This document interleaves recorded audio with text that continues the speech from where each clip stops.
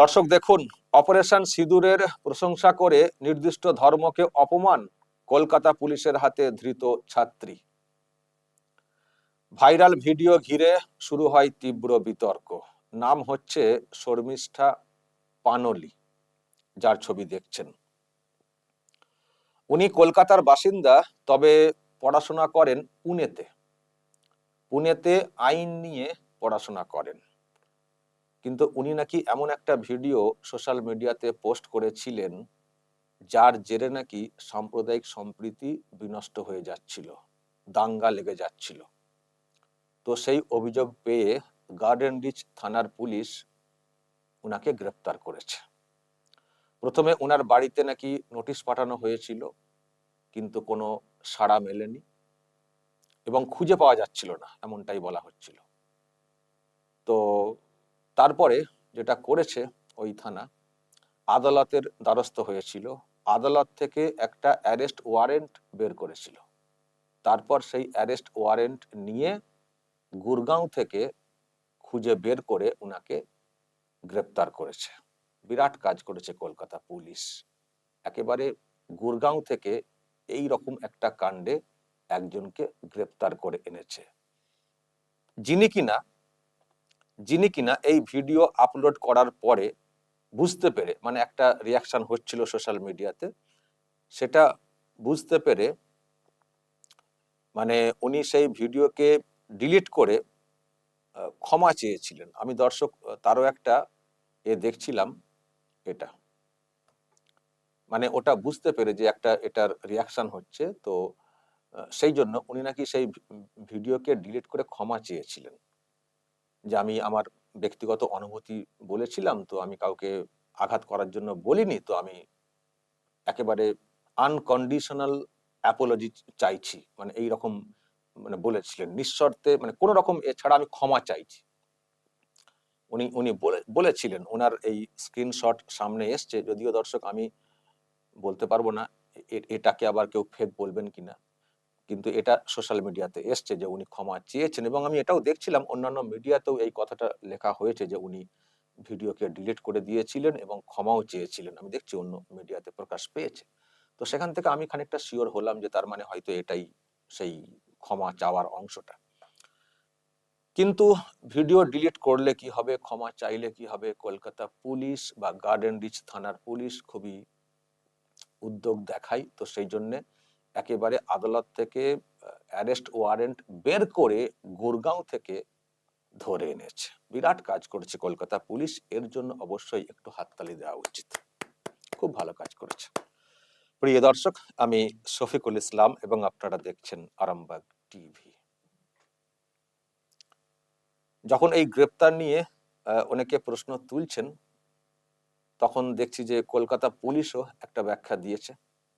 ওনাদের যে x handle রয়েছে সেখানে ইল্লিগাল অ্যারেস্ট বলে যখন কেউ কেউ বলছেন, সেখানে বলার চেষ্টা হয়েছে যে আমরা পরপর নিয়ম মেনে সবকিছু করেছি, একেবারে অ্যারেস্ট ওয়ারেন্ট থেকে শুরু করে সবকিছু আর কি মেনটেন করে আমরা করেছি। তার একটা ব্যাখ্যা এখানে কলকাতা পুলিশ দিয়েছে যে আমরা সবকিছু নিয়ম মেনে করেছি, ফলে এইসব নিয়ে কেউ কিছু প্রশ্ন তুলবেন না, সবকিছু নিয়ম মেনে হয়েছে।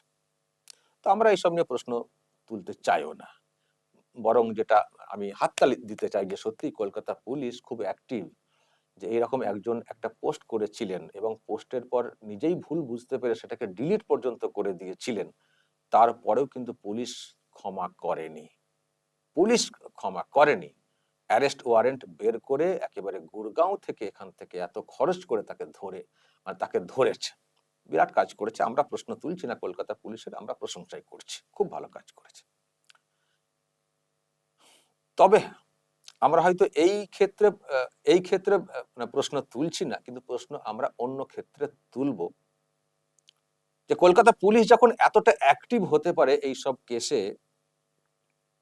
যে একটি ধর্মকে আঘাত করে পোস্ট করা হয়েছে, এটা কেন করা হবে, এর জন্য সাম্প্রদায়িক সম্প্রীতি বিনষ্ট হতে পারে, দাঙ্গা লাগতে পারে, তো যখন এতটা উদ্যোগী ভূমিকা দেখালো কলকাতা পুলিশ, মানে ভিডিওকে ডিলিট করে দেওয়ার পরেও, তখন কলকাতা পুলিশের কাছ থেকে কেন আমরা ওটা আশা করি না, যখন অন্য কোনো ধর্মের কেউ আরেকটা ধর্মকে আঘাত করেন, সেই ক্ষেত্রে কলকাতা পুলিশকে কেন আমরা অ্যাক্টিভলি আচরণ করতে দেখি না, অ্যাকশন নিতে দেখি না?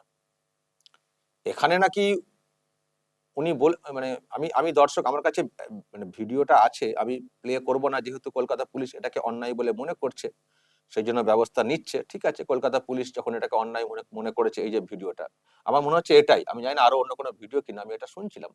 তো আমার যা সব শুনলাম ওখানে, এখানে অ্যাকচুয়ালি জান্নাত, হুর, ৭২টা হুর এইসব নিয়ে কিছু কমেন্ট করেছেন আর কি, ওই পেহেলগাঁও কাণ্ডের ব্যাপার সঙ্গে লিঙ্ক করে। তো বুঝতে পারলাম যে এই হুর, জান্নাত এইসব নিয়ে বলা হয়েছে বলে যারা এইসবে বিশ্বাসী তাদের একটা আঘাত লেগেছে, তো সেই জন্য পুলিশ এতটা অ্যাকশন নিয়েছে, কারণ এটা থাকলে দাঙ্গা লেগে যাবে। আবার বলছি, এটা কিন্তু নেই, মানে এটা ডিলিট করে দেওয়া হয়েছে, কিন্তু তার আগে হয়তো অভিযোগ হয়ে থাকতে পারে, বা এটা পুলিশ বলতে পারে তার আগেই তো ছড়িয়ে গেছে, সুতরাং উনি তো অন্যায় করেছেন, এখন ডিলিট করলে কি হবে, ওনাকে আইনের দ্বারস্থ হতে হবে। ঠিক আছে, আমি আবার বলছি, যদি পুলিশ মনে করে যে কোনো ভিডিও কোনো ধর্মকে আঘাত করছে, তার জেরে অশান্তি হতে পারে, পুলিশ অ্যাকশন নিতে পারে, নেওয়াটা যদি পুলিশ মনে করে নিতে পারে, নেওয়াটা উচিত আমি বলবো। কারণ দাঙ্গা লেগে যাক কোনো বিষয়ে, সেটা আমরা তো কখনো চাইবো না। আমরা সবসময় দাঙ্গার বিরুদ্ধে, কিন্তু প্রশ্ন তো ওঠে যে এই ভিডিওতে দাঙ্গা লেগে যাবে, সাম্প্রদায়িক সম্প্রীতি বিনষ্ট হয়ে যাবে, এতটা পুলিশ বুঝতে পারলো, কিন্তু দেখিনি অবশ্য দাঙ্গা টাঙ্গা কোথাও লেগেছে বলে এর জন্য। তবে কোথাও হয়তো ক্ষোভ বিক্ষোভ হয়ে থাকতে পারে, রাস্তা অবরোধ যেটা করা হয়, ইচ্ছে করেও করা হয় কাউকে ধরানোর জন্য। তো কিন্তু দাঙ্গা লেগে গিয়ে কোথাও অশান্তি হয়ে গেছে মানে এই মন্তব্যের জন্য, সেটা কিন্তু শুনিনি। কিন্তু বরং আমরা অন্য জায়গায় অন্য দাঙ্গার খবর পাই, সেই সব খবর কেন আগে থেকে পুলিশ পায় না সেই সব দাঙ্গাকে আটকানোর জন্য, সেটা বুঝতে পারি না। এই ক্ষেত্রে দাঙ্গা আজ পর্যন্ত লাগেনি ওনার মন্তব্যের পরেও, সেক্ষেত্রে গুড়গাঁও থেকে ধরে নিয়ে চলে আসা হলো, আর দাঙ্গা কত জায়গাতে লেগে যাচ্ছে রাজ্যের, সেই সব খবর যে কেন পুলিশ আগে থেকে পায় না দাঙ্গাগুলোকে আটকাতে, দর্শক প্রশ্ন উঠেই। কিন্তু আমি এখানে আলাদা একটা ভিডিও দেখাবো, যেহেতু কলকাতা পুলিশের মানে এরিয়া, আমি সেই জন্য একটা কলকাতা পুলিশ এলাকারই একটা বক্তব্য শোনাবো। আপনারা আগে শুনেওছেন ববি হাকিমের বক্তব্য। ববি হাকিমের বক্তব্য, আচ্ছা, ইনি ইনি যদি জান্নাত, হুর এইসব নিয়ে মন্তব্য করে অন্যায় করে ফেলেন, তাহলে ববি হাকিম যে একটি ধর্মকে, যারা ওই ধর্মে জন্মেছেন তারা দুর্ভাগ্য নিয়ে জন্মেছেন বলে নিজের ধর্মকে বিরাট করে ব্যাখ্যা করলেন, আচ্ছা উনার বিরুদ্ধে অ্যাকশন নেওয়া যায় না? উনি আঘাত করেন করেননি, তার জন্য অশান্তি হয়ে যাওয়ার কোনো আশঙ্কা পুলিশের মনে হয়নি? পুলিশের মনে হয়নি? আমি দর্শক আজকে আরো একবার শোনাবো ববি হাকিম ঠিক কি বলেছিলেন, মানে অন্য ধর্মের প্রসঙ্গে। একটু শুনুন দর্শক, তারপর ব্যাখ্যাতে আসছি। আমরা নিজেরা মুসলিম, মুসলিম ঘরে জন্মেছি, মুসলমান ঘরে বড় হয়েছি। আমাদের নামাজ, আদব কায়দা সব আমাদের বেশিরভাগই মানুষের জানা। কিন্তু যারা দুর্ভাগ্য নিয়ে জন্মেছে, যারা ইসলাম নিয়ে জন্মায়নি, তাদেরও দাওয়াতে ইসলাম, অর্থাৎ ইসলামের দাওয়াত দিয়ে তাদের মধ্যে নিয়ত ইমান নিয়ে আসলে এটা আল্লাহ তাআলাকে খুশি করা হবে। আমাদের ইসলামের রাস্তা। দর্শক শুনলেন, যারা ইসলাম নিয়ে জন্মেছে তাদের তো জান্নাত পাকা, কিন্তু যারা ইসলাম নিয়ে জন্মায়নি, যারা দুর্ভাগ্য নিয়ে জন্মেছে, তারা অন্য ধর্মের মানুষ সব দুর্ভাগ্য নিয়ে জন্মেছেন, প্রকাশ্যে একটি জায়গাতে মন্তব্য করছেন। এটা করতে পারেন? এটা অন্য ধর্মকে ছোট করা না? অন্য ধর্মকে আঘাত দেওয়া না? তো সেক্ষেত্রে পুলিশ কি ব্যবস্থা নিয়েছে? সেক্ষেত্রে পুলিশ কি ব্যবস্থা নিয়েছে আজ আজ আজ পর্যন্ত? উনি বলতে পারেন প্রকাশ্যে এই এই কথাগুলো, অন্য ধর্মের লোকেরা দুর্ভাগ্য নিয়ে জন্মেছেন, তো সেই ক্ষেত্রে অ্যাকশন কোথায়? এই প্রশ্ন কিন্তু আমরা তুলতে পারি। উনাকে গ্রেপ্তার করা হয়েছে, ঠিক আছে, মানে পুলিশ অন্যায় মনে করেছে, করেছে, ওটা নিয়ে আমাদের কোনো মন্তব্য নেই, বক্তব্য নেই, প্রশংসা করছি কলকাতা পুলিশের। কিন্তু প্রশ্ন আমরা এখানে তুলবো যে ববি হাকিম যে মন্তব্য করেছিলেন, সেই ক্ষেত্রে কলকাতা পুলিশ কি ব্যবস্থা নিয়েছিল বা কি নিয়েছে আজ পর্যন্ত? প্রকাশ্যে বলতে পারেন এরকম দুর্ভাগ্য নিয়ে জন্মেছেন অন্য ধর্মের মানুষ, যারা শুনছেন অন্য ধর্মের, তাদের মনে কি রিয়াকশন হচ্ছে? তারা আঘাত পাচ্ছেন না? তারা কষ্ট পাচ্ছেন না? তাদের বিশ্বাসে আঘাত লাগছে না? তো সেক্ষেত্রে পুলিশ কেন নিশ্চুপ হয়ে দর্শকের মতো বসে রয়েছে? কোনো ব্যবস্থা নিয়েছে? বলুন কি ব্যবস্থা নেওয়া হয়েছে, কি ব্যবস্থা নেওয়া হয়েছে সেটা বলুন। শর্মিষ্ঠা পানালিকে তো গুরগাঁও থেকে খুঁজে বের করে নিয়ে চলে আসা হলো, ভালো করেছেন, আবারও বলছি। কিন্তু যিনি কলকাতায় বসে এই রকম ভাবে কথা বলেছেন, তার বিরুদ্ধে কলকাতা পুলিশ কি ব্যবস্থা নিয়েছে? একটা নোটিশ পর্যন্ত পাঠিয়েছে কি? ধরা তো দূরের কথা, একটা নোটিশ পর্যন্ত, মানে নোটিশ পর্যন্ত পাঠিয়েছে। এখানেই হচ্ছে তফাৎ, নিরপেক্ষতার তফাৎ। আরো অনেকে অনেক মন্তব্য করেছেন দর্শক, নিশ্চয়ই হয়তো আপনারা এক্ষুনি বলবেন উদাহরণ দিয়ে তাদের ক্ষেত্রে কি ব্যবস্থা নেওয়া হয়েছে। আর আমি আরেকটা কথা বলবো, যে গুরগাঁও থেকে শর্মিষ্ঠা পানালিকে ধরে নিয়ে চলে আসা হলো, মানে ধরা হয়েছে। আর যেগুলো ধরার কথা কলকাতা পুলিশের, সেগুলো এনআইএ কেন এসে ধরার চেষ্টা করছে, কেন খোঁজ করছে, খোঁজ করছে, তাদেরকে করতে হচ্ছে। এই তো এনআইএ নাকি তল্লাশি চালাচ্ছে কলকাতাতেও, এই যে মমিনপুর, আলিপুর, ওই যে গার্ডেন রিচ, সব বুঝতে পারছেন তো, ওই এলাকায় গার্ডেন রিচ থানাতে অভিযোগ হয়েছে গুরগাঁও থেকে ধরে নিয়ে চলে এসছে। আর এই যে সব জঙ্গি কানেকশন, নানানভাবে কানেকশন, সেই সব তল্লাশি করতে হচ্ছে সেন্ট্রাল এজেন্সিকে কলকাতায় এসে। তার মানে কি কলকাতায় এইসব লোকেরা গা আড়াল দিয়ে থাকে, কলকাতায় এসে এইসব লোকেরা গা আড়াল দিয়ে থাকে, আর সেখানে কলকাতা পুলিশও চুপচাপ বসে থাকে, হয় খোঁজ পায় না, নাহলে খোঁজ রেখেও চুপ থাকে কোনো কারণে। সেগুলো বাইরে থেকে এজেন্সিকে এসে খোঁজ করতে হয়।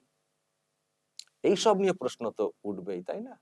আপনি শর্মিষ্ঠা পানালিকে মানে গুরগাঁও থেকে ধরে নিয়ে চলে এলেন, আদালত থেকে অ্যারেস্ট ওয়ারেন্ট বের করে বিরাট কৃতিত্ব দেখাচ্ছেন, আর কলকাতা এলাকাতে আরো যেসবগুলো দেখা উচিত ছিল সেই সব ক্ষেত্রে কলকাতা পুলিশকে কেন আমরা সেই রকম অ্যাক্টিভ দেখতে পাই না? কেন আমরা সেই রকম অ্যাক্টিভ দেখতে পাই না? এই প্রশ্ন উঠবে না? শুধু আজকে এনআইএর এটা না, আমি এটা জাস্ট উদাহরণস্বরূপ কথাটা বলছি। অনেক ক্ষেত্রে আপনারা দেখেছেন সেন্ট্রাল এজেন্সিকে এখানে এসে তল্লাশি চালাতে এবং ধরপাকড় করতে। আমি এটা আজকে রানিং হচ্ছে বলে এটা দেখালাম, জাস্ট একটা ইন জেনারেল একটা দেখানোর চেষ্টা করলাম। আমি শুধু নির্দিষ্ট করে এটা বলতে চাইনি যে এরকম ঘটনা তো ঘটেছে কলকাতা বা আমাদের বেঙ্গলে। তো সেই ক্ষেত্রে পুলিশ কি করে? দর্শক বলবেন, যদি আপনাদের এই নিয়ে কিছু বলার থাকে অবশ্যই বলবেন, কমেন্ট বক্সে নজর রাখবেন আরামবাগ টিভিতে।